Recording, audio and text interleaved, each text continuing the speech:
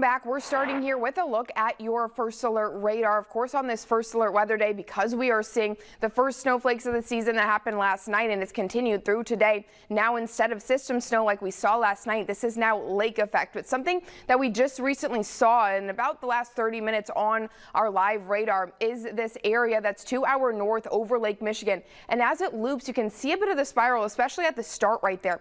That is a small scale low pressure system that is headed seemingly towards us, and that would bring even more snowfall than we're already expecting to see with this lake effect snow. Again, that's a low pressure system that would only add to the lake effect that we're already expecting to see in our overnight hours. The good news is, taking a look at our future track, these models are still mostly agreeing that that small scale low pressure system is going to actually shift to our west and stay into areas of northwest Indiana towards Chicago over the next few hours, and that's because they're expecting a shift in the winds rather northwest right now, but more northerly, which would actually then hopefully send that small scale low pressure system that would bring really a lot of snowfall, I should say, well to our west. So watching on future track here as we go over the next couple hours, you see it then shifting to our west as we get into those later overnight hours, and then expected to make big impacts to those portions of northwest Indiana, Porter County, Lake County, and into Chicago. There's something that they've been watching very closely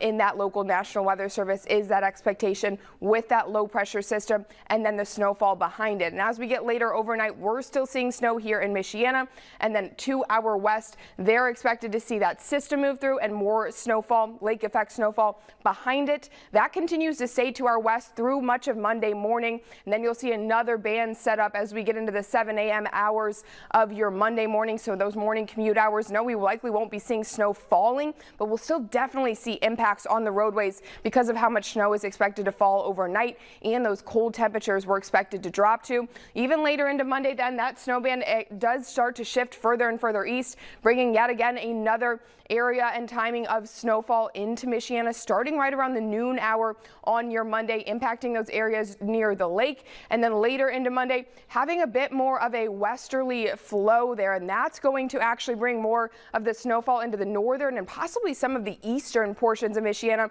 rather than those classic northwestern areas that tend to see the bulk of that lake effect as we are in the lake effect season. Continuing to see Monday night into Tuesday morning, all of that snowfall mostly associated in the northern portions down into some of the central and eastern areas, mostly moving out as we get into the early morning hours of your Tuesday.